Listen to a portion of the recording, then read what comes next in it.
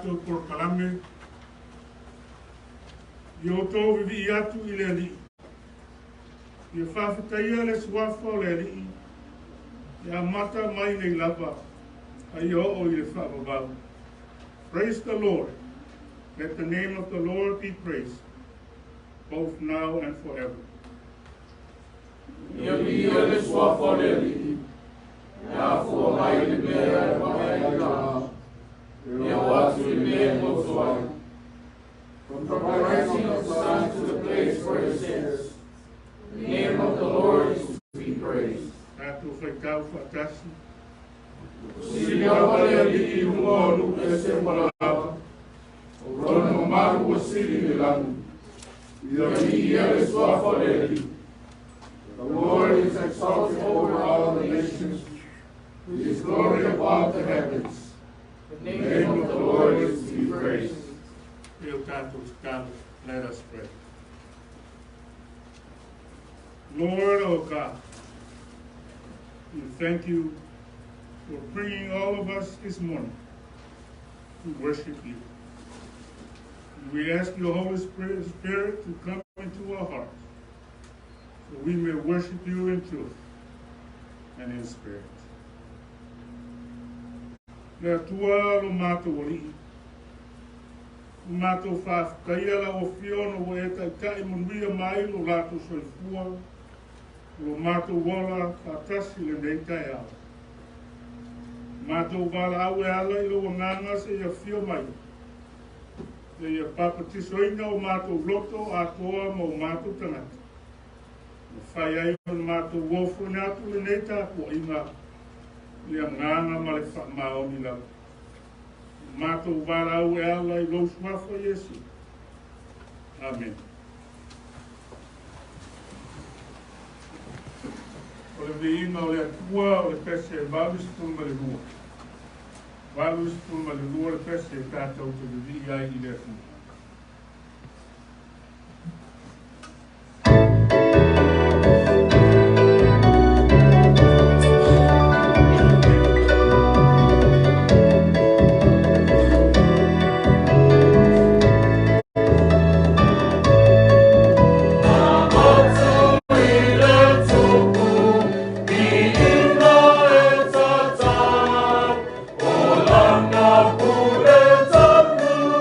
Yeah.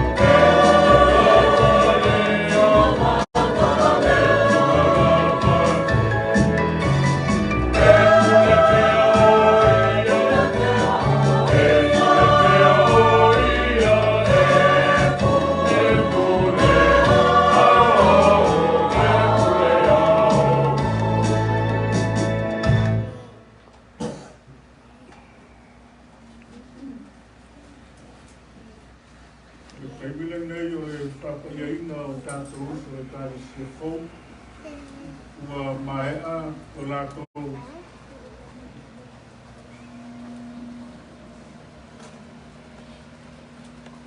wa onga le au kai fonga mai. Ka mata o whae kāre siaina o i lātou o tūnātu le atua. O talia i lātou le whātua i lo lātou wala wina i le atua i lo nā lofa tūno te. Ma ua tū maua i pēa ma le whaamaru losi. Ono whamangianga uma o le lofa tūno. Wa whainga mai e ia i lana i karesi. Ono o le swafa o le o Yesu Kristo. Ma e tusa ma le whailoa i le nei le karesi. Ka tātou talia nei o tātou uso.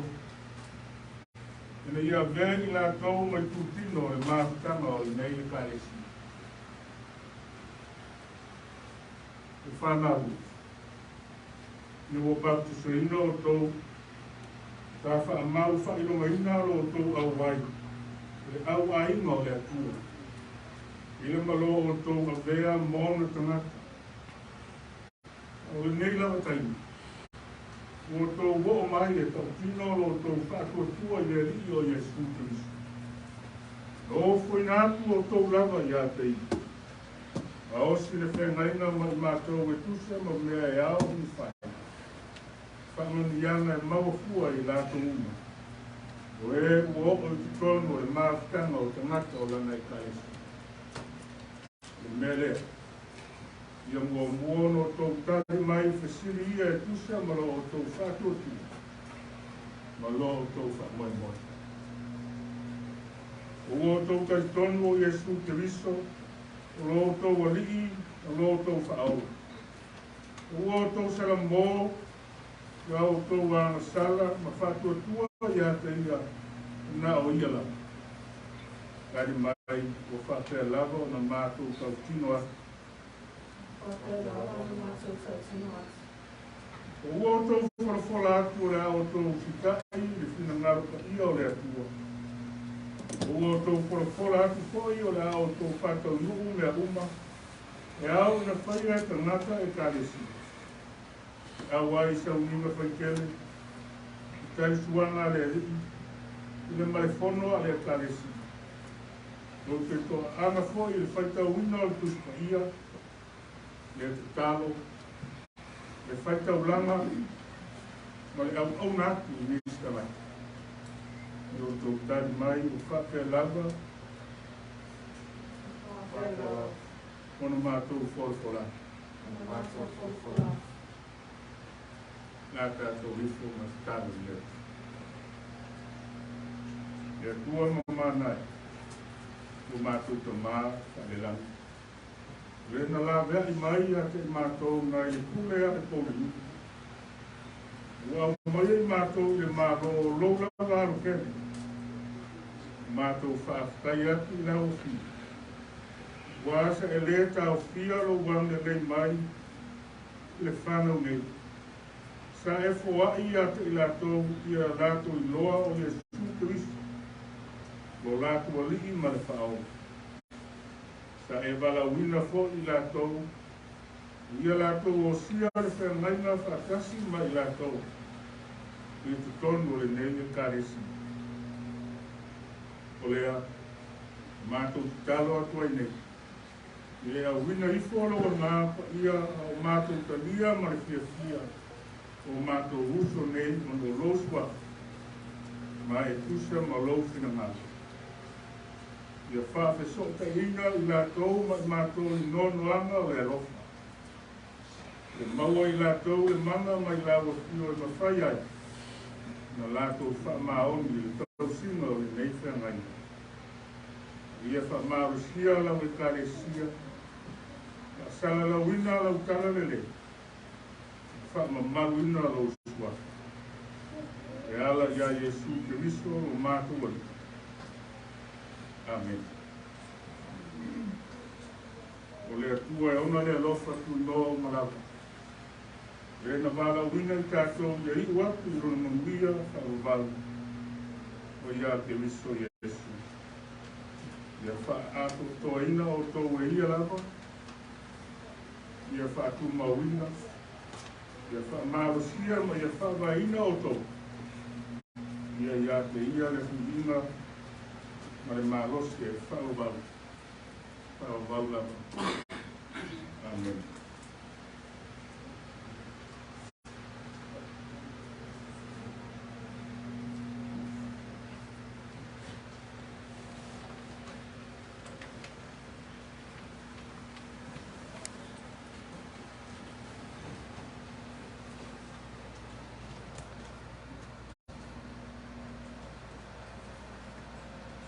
Whaitau hina o le kuspa ia.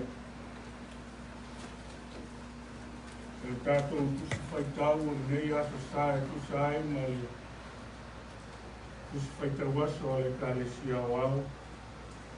Na mau mai lea I whengai ni tuai.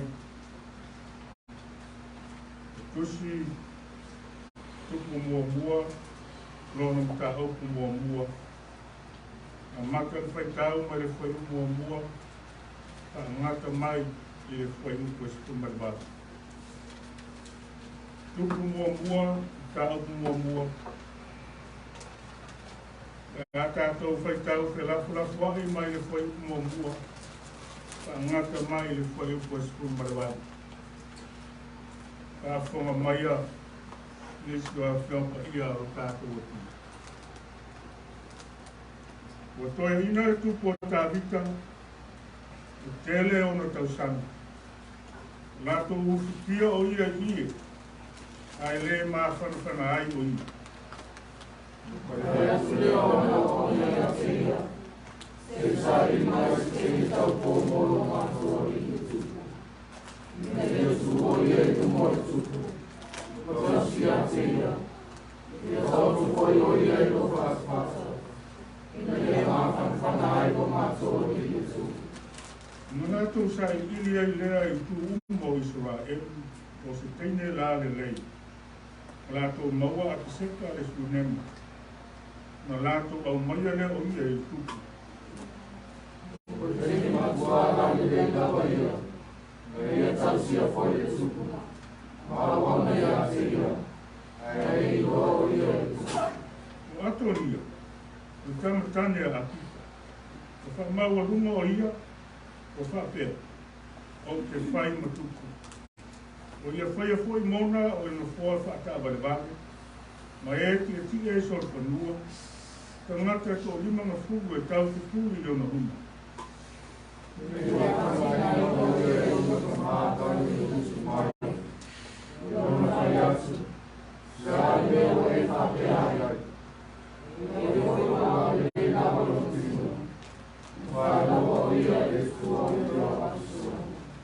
Lato whetau teo tala e fwoi mai o ako. E ta maa seruria. A viata le whaitau langa. O lawe soasoani mo muli muli atu ia Atonia.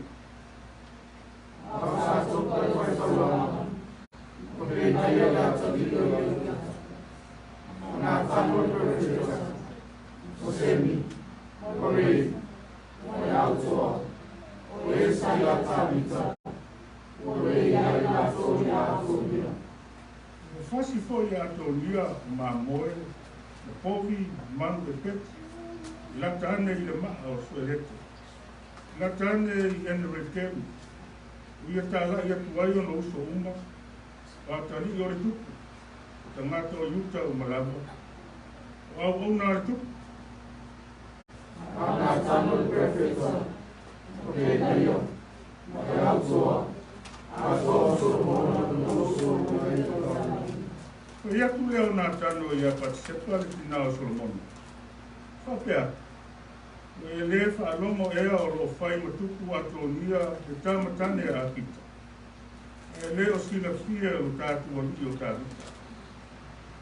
O le nei, nā sauria, so whātono ati a te oi. Ina ia whaola oi a te oi. Ma rau tamo Solomona.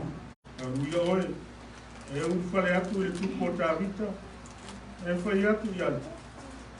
Leali tupu. E le tau tō mai ea i a te au la o ona papine. O whape mai. E moni, o whai lau tama o Solomona ma tupu, e ama vai atu. Ke tia foi o ia i lo nofo alini. E a fo le mea o whai ei Atonia ma tupu. Au Samia, au tatatai o tua mani tupu, e a whaatfo e mulmuli a te wai. Au whamau ni au. Nā watu ai leo kat sepa i le tupu i lon kopi. Ko e ina lava le tupu. Au auna foi a piseka le sunema i le tupu. Au ai leo kat sepa, mai whaatu le tupu. Whai mai leo tupu. Se a leo mona. Ona whai atu lea o ia i atei. E api ia. E tau tō i le ilo o tua i la o kauna whawhine. E whapea mai. E moni. O whai lau tama o Solomona ma tupu ka ma vai atua. I ti e whoi o ia i lo no whore. Reverend, pauta. O whai mai tupu Atonia. A oele ni ie. Me tupu. O e silafia. Ia whanongia pelele atua. Ia nā te opa ia. I tātou whaitau ma whanongongo ia. Ia whamara malama atili mai o nā nganga ia tātou huma. I mau ia te ira de ina. Nei māsa kuma e o i whalobau. Whalobau lava. Amen. Ia tātou vi atu i le atua i pese se lau muas kuma le lima. Se lau muas kuma le lima pese.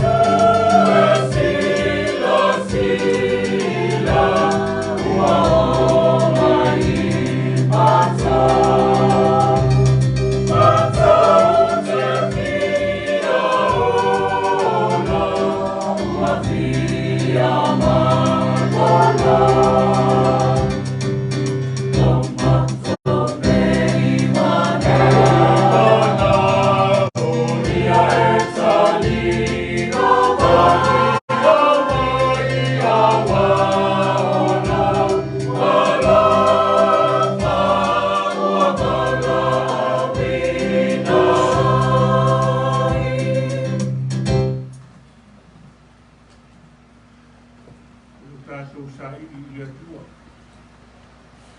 Le tātou whamaulau le tua e ala le tātou tātou. Tātou rifo matutalo le tua.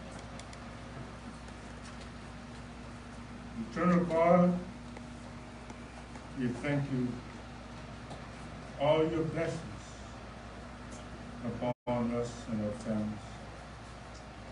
We thank you for your church. Give us a learning spirit, for our spirit. Thank you for the life.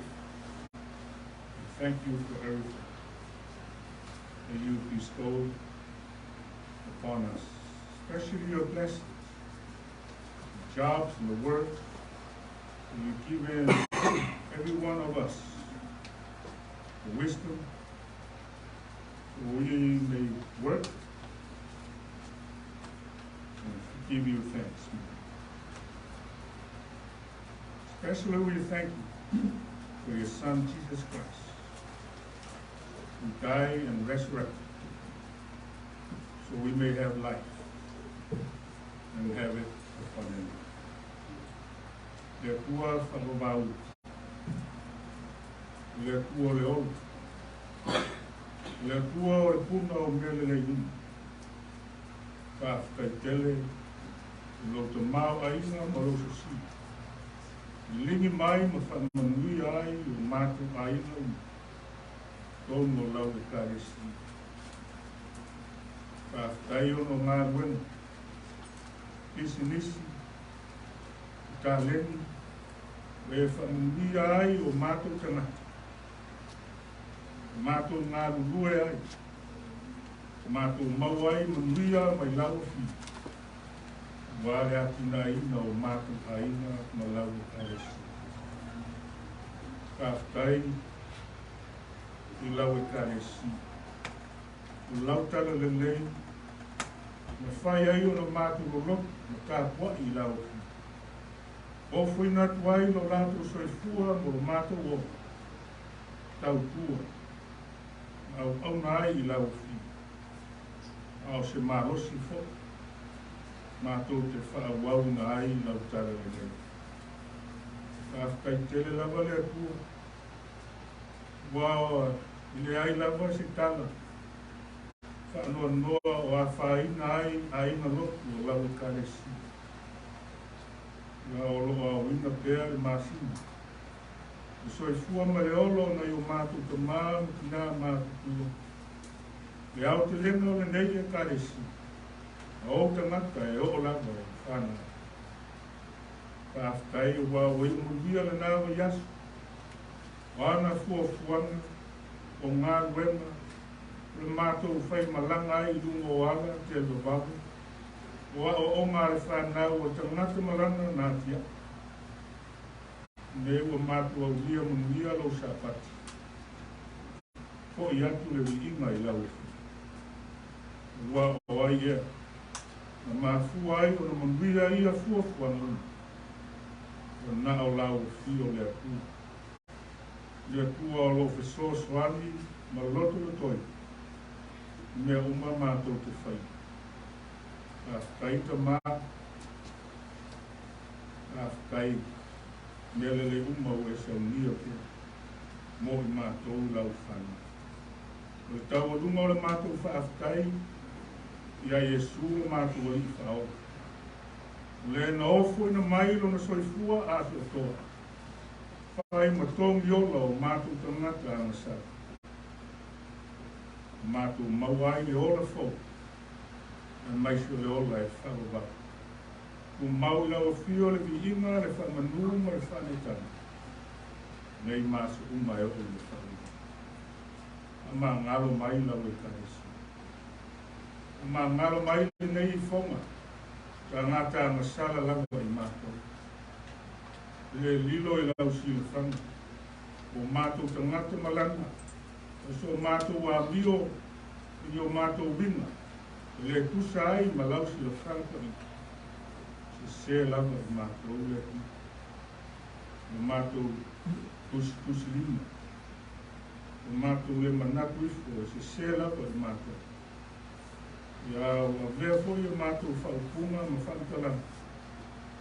la fia ai la mon la fai ngai mana onis lau fana mato talo fo ile tua ma ngalo so mato ga nanga le atu to tata elunga kiute ma faiva we tofi ma vala wina ai tanga nga lue ai ma au ngai ma le fa ma ya mai se la do mato vala wina i lau fa ma la ngani wole fa ma o mi o mato tanga o mato fai ya se mato to tua fo nga wenga fo fa mato i fa na ya o fa na fo o lato fa long ta ma le le ususta mato talo ya tua e yo mato se o mato fai ma le yo o mato se o mato fai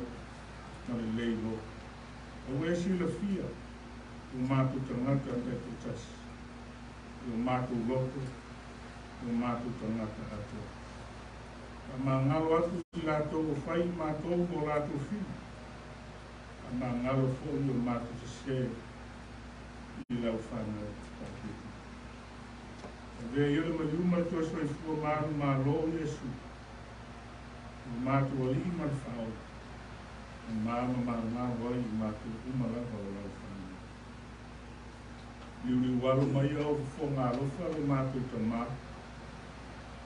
e mato te sa ili lau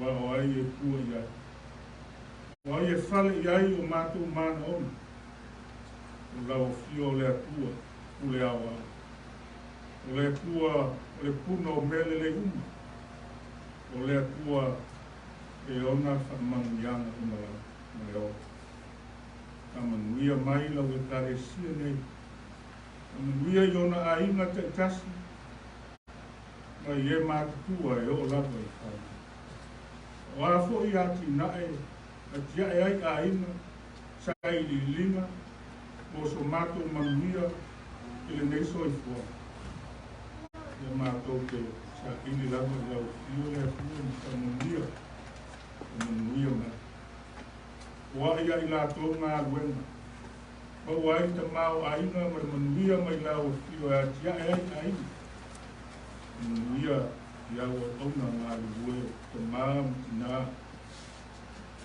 ia kon a wa Faletua e mātanga tina au te lo vou au fai pesi o mātu sa mātu umarapa le atu o mātu wofo ina so i fua me leo au auna tau tua lango lau au ma lau ngā ka manuia mai i mātu umarapa le atu e ai fua ma lau singa le atina ina o lau au ma lau ngā na ona mātou fuafu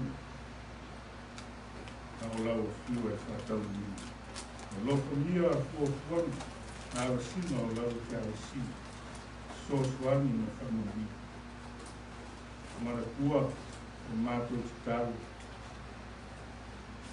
lau whanau o māwhatiu tina ina i sosu nase o sosuani lātou o lo whatau toria e tonu o wharemaa a pea tolu ai la tolu ma fatia ngam ia maua le ola fo ia tua le rio le ola ka manuia i vai la au ka manuia i sai i lini manuia la ao li ma ta matai fo ma ka wala tuai lo mana ka mana o lo i la whani o tangata ala whai mai whai noanoanga o no māwhitanga pēl motu sia i ota a mātina whani whai mai sere a ngāno lau whanau o lo o fia maua lo fe sōswani i lato uma o le aini mea no nofo ai no lo longa no mawhi tangi tele lo fia ai nuku ma lara whanga a inga e o lava i o lato whanga i a lofa mi ale atu e i o atu i aila o whanga ki whanau ma lono mi a i a lato i a whanga e o fia ai a wheinu e o fia tei. Loa lofa tu noa le mātou tonu. E ngalo le mātou talo. Le mātou watu ni tele o sa moa. A lofa ni. Ona ana au auna. O whai ma kaita. Se e fa sos wani ma whanau. Wa i le ta mai. Wa i manaku le lei. Ia e maise le lātou maua le nganga le lofa ma le whamau. Kai kai manui ai o tanaka. Kai ngā mālo ma whainga. A manui ai o mātou aina uma. Le ngate sa moa. Vasa Pasifika mātou uma mau. Lofa nia le kua ma whanmanui ai. O mātou aina uma le.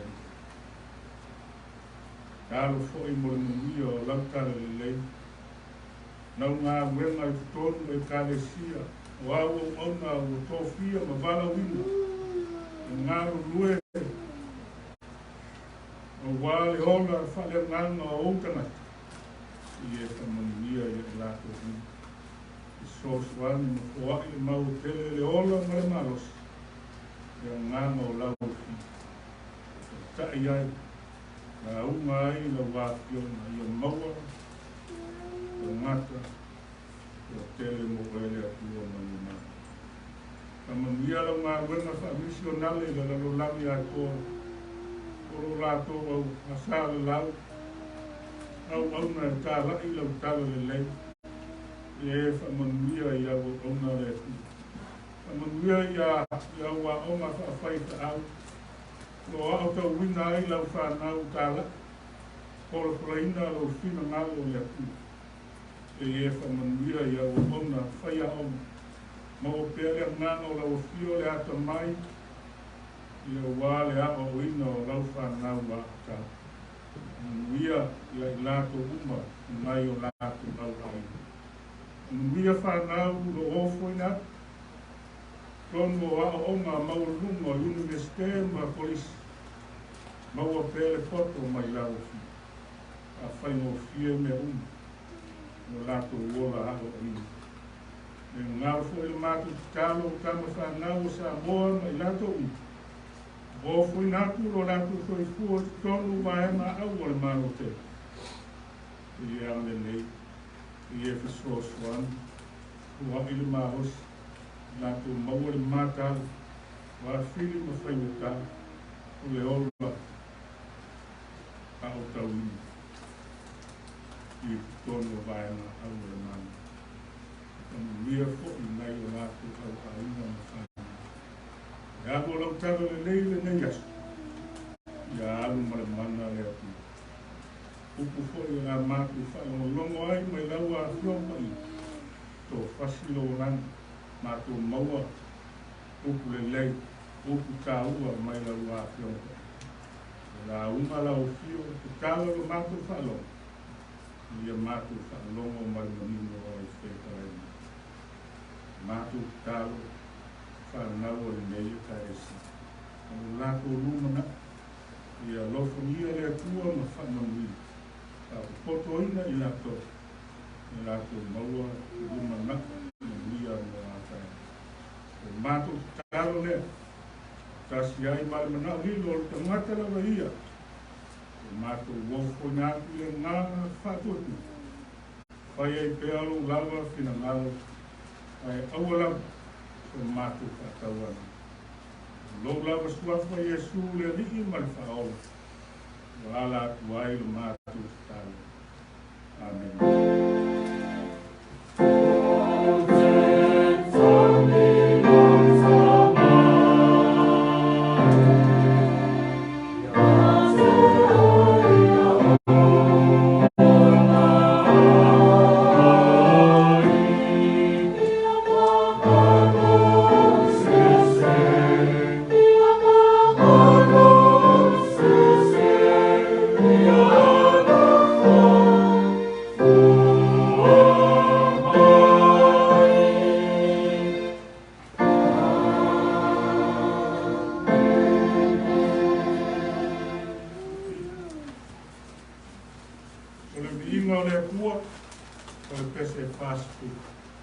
As pule kese tato te liga ile.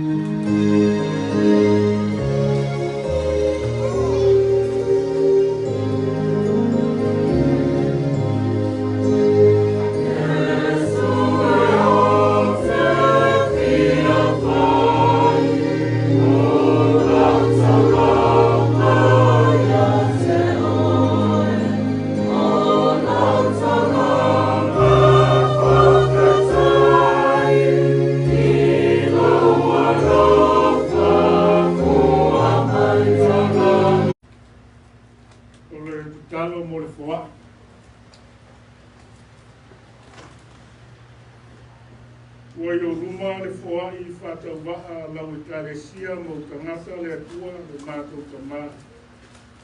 Tākai tele i lo tamāo aina. E whātamāo aina ai o mātou aina mo mātou tangata. Mātou toi ofo ngātu nisi o lo tamāo aina. Mātou te foa i ai mo lau au maa. Lava mai kātou tongsa.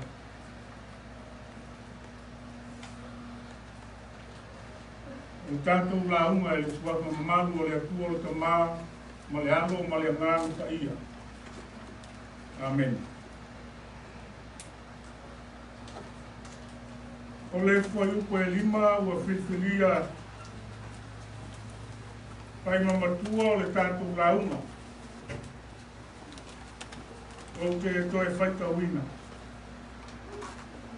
Atonia o le tamatane a kita. O wha maua lungoina o ia. O wha pēa o te whai matupu. O ia whai a fwoi mona o le na fua whata bali. Ma e te tia i sol whanua. Ma tangata e to lima na fulu. E tau whituli o na ruma. Now, Adonijah, whose mother was Hati, put himself forward and said, I will be king.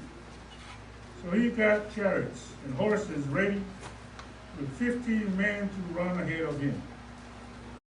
O lau tū o tātou launga i le neitea. O taumafai Atonia ina ia avea o ia matupu. O taumafai Atonia ina ia avea o ia matupu. Adonijah set himself up as king. Adonijah was David's fourth son, whose mother was Agit. He did not know how to work within limits. He always wanted his own way, regardless of how it affected others. Adonijah decided to seize the throne without David's knowledge. And many people expected Adonijah to be the next king, but that was not David and God's plans.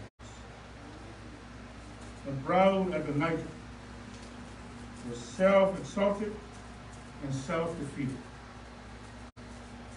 He plans to gain the throne and become king was unsuccessful. Discipline your children carefully, for they are young, so that they will grow into self-disciplined adults.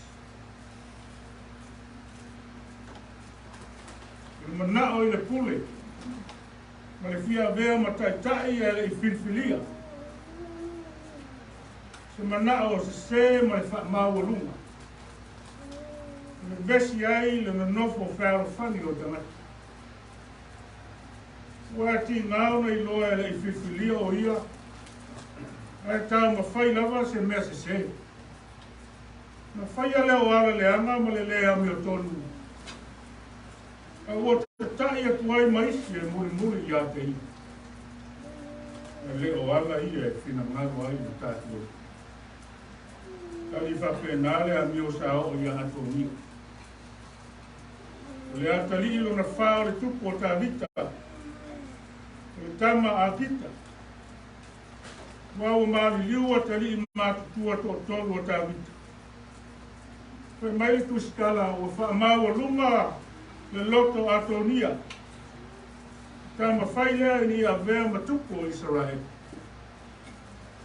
Ia whaia le no whoa whatawa le vale. O voi e ta ua le no whoa ta vale sol whanua.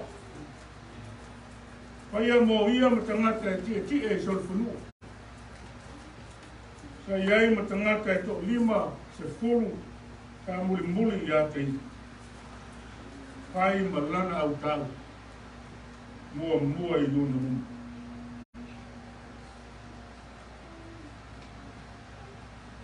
Ai o o lo soifua le tupu o tāwita. No tamā. Asi ana le haru ai e fesili I lon tamā o tāwita. Ke whai fo I lon tamā o ia e fie tupu. Pea uma lon soifua. Asi a ua whaapea ai. Pea mio a Atonia. I le whai upo e ono. E mai kusikala o tupu. E le I whaatinga aina o ia e lona tamā. Kalu ina tupu mai. O le upo whaatinga aina. O tautala ai kusikala. O lona winga pe a whaamatala ina. E le I ao o ina. E le I ao a ina. Ka vikalo na tari'i. Atonia. Le I o ia te ia le sasa. Ma le ao o ina talu na whanau mai o ina. A tō fo I se isi wina. O le tama e le tautua I lon tamā. Le I ola tinga aina I te tonu o le aina. E se le soifuanga na ola e ai o ina. Ma fuanga lea. Fa maolunga o le loto a Atonia. Le I loa lona wā ma lona tamā o tāwita.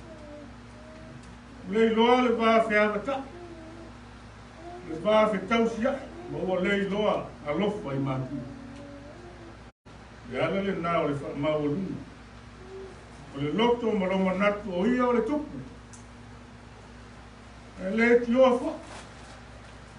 Wa e le soifua e Atonia. Si o langa tautua. Ma le ola a o ia. Ka wai le tamu. Tusa maona. O wā matuaifu. I le to te e se la. I le iloa e tā vita le mea se. Alona tari o Atonia o lo taumafai e whai. I avea matu. E se manuna tango. Perfecta na longo ina. Ia pāta sepa le tina o Solomon. Ue lefa longo ea lo whai matupu Atonia. Le tamatane a kita. E leo sila fia lo tātu o li o tātu. E sili lea pāta sepa. Nā tano ia pāta sepa.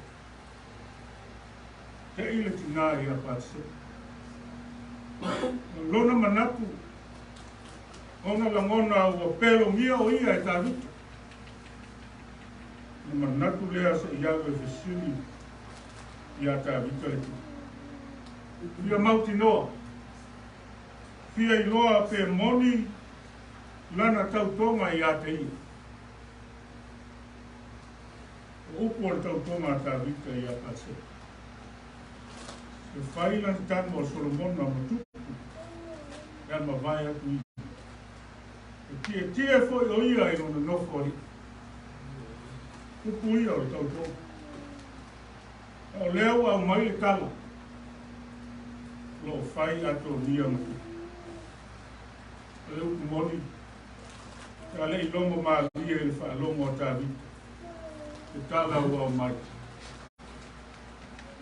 Ka ia la ngona le lei le vesili a pāta sepa. Ka le itali I le taimi. Muli ane I le tala le. Toi wala uina lava pāta sepa e tāwita ma tautino I ate. Le moni pāta sepa e whailau tama o Solomona matupu. Ka ma vai atua. Tia foi o ia I lo nofori. Suia ia. E fina ngalo fo leo lea. Pa e ina ai Solomon. Pai matupu e sui lon ta mao ta. Ai mo leku. Au mai le nei tala se a onga ta ufu. Mo tato uma. E whaita o fiti. E leo se mea le leo. Whai mapule o tangata uma. E pei ona whai e Atonia. O se whai nga e le fia a ile fia. Le whai a ea o tangata o whiwhiri. o le tangata ua alo ia. Tangata o whapaiaina ma whaamamaruina i a nganga o le atua. Pai o ia ma tata. Tō whinga unga. E wala una e a fua mai i le atua. Ia vea ai tangata ma taita i e sa ili. Whaalango e lona ai. Whaatele ina leo le manuia ma le soifua le lei. Nga lue ai lona wala wina. Ai leo le taumafai i ala se ma uinga le ama. E le whae ina ai. E o le ali leo Atonia. Ona maliu ma le toi soifua. Manu ma loo ke o le tōwhina. O le wala wina na fua mai i le pua. Ma lona alofa fina.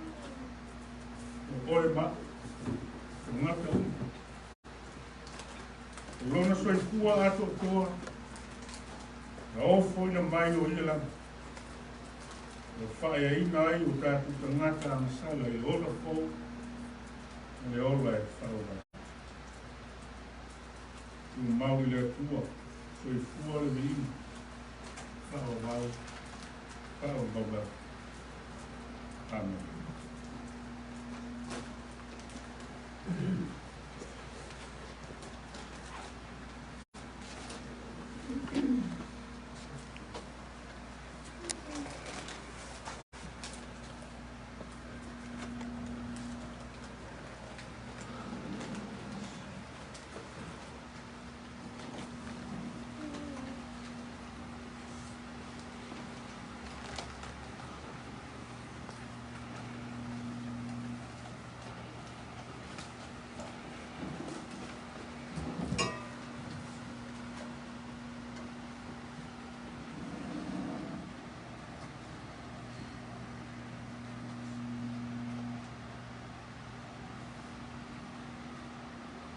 Kalesia pele monolele. Na foma mai ai uku. Fatonuma o kaliswa pa ia o tātua o Yesu Kristo. Pei ona maua ai ma le apostolo pauta. Wau foi no mau mai le ali. Mea no tui na atu ai ia tōtō. Le alawa pō na whaalate na ai le ali o Yesu. I tango ai le areto, o ia whaafutai, i tofi ai lea ma whaia. Ngā tango ia i nā ai. O tino le nei o tofi masui o tō. I o tō whaia le nei mea ma whaamanutunga i ata. Ia whapea fo i le ipu na uma o na ai o whapea atu. Le ipu le nei o le whengai ngā fau lea i o toto. I o tō whaia le nei mea ma whamanatunga i a te atu. I aso uma tō te whainua. Wa o aso uma tō te ai le nei aure. Pa whainu i le nei ipu.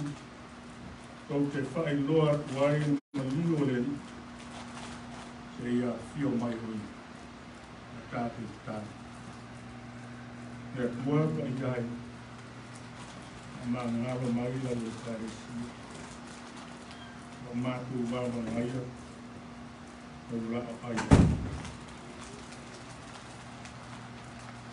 Sos wani mai.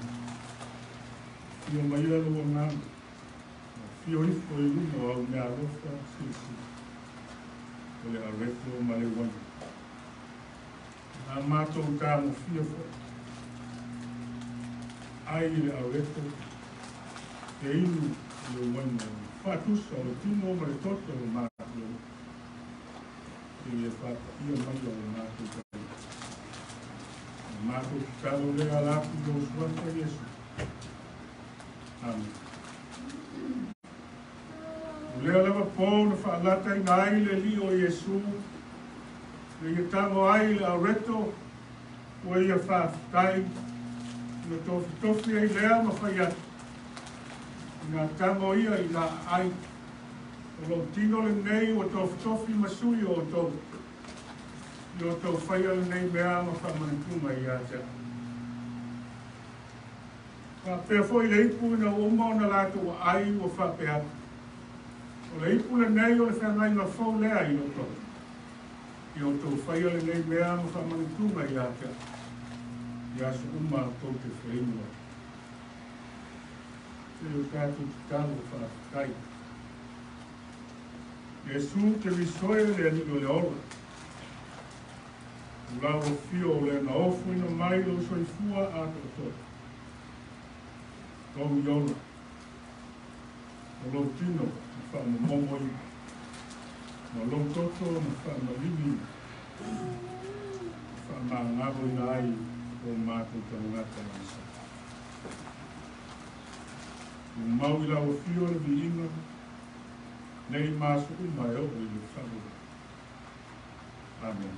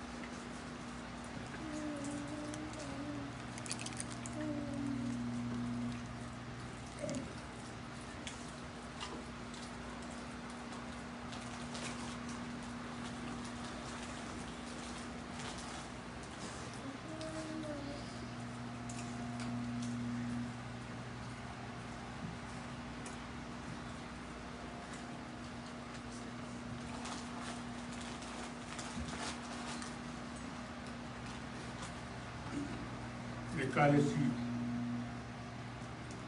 na ino le tu o le whae aina i le tofu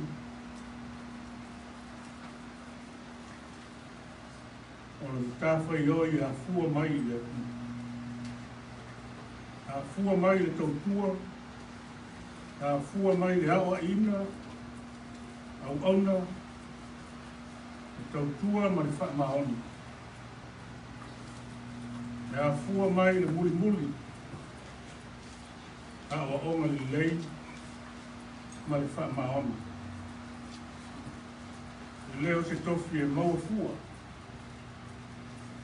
le leo se tofi e nofo nofo ona wha e aina lea o lea mua mua na tātou tautua le atua Au auna I lea tua ma le wha maona. Ana whae heina lea o tātou tanaka. E lea tua. Tātou tātou. Lea tua CCCAS. Tua mai are ngā wenga o tanaka. Mai a foi o na mātou whātau wina. Lau wholwholanga ma lau polo ina mō I mātou. Ia mātou whaia. E nei whaamanetunga I aso umi. Whaamanatu ai. E soifua ma lau. E tino ma le toko o mātou o Iesu Kristo. Ia awa o mai pēa o mātou tangata. E au e teimi e tau ma lemu ai. Ma le tau ma lemu ai le soifuana. E ma mau ai o mātou manatu ma lau. E soasuani mai le tua. Ia mātou ola ma le whātuku. Kaltonu o soifua pēa lau. O lau fio e te whaea ina. O mātou tangata whakaua. Mātou te talo lea. Nisi mea o te toe o le meisa o mina. A mā ngalo mai lau e kāre sia mautana. Lau lawa suafa Iesu o mātou vāra au o toi. Amen.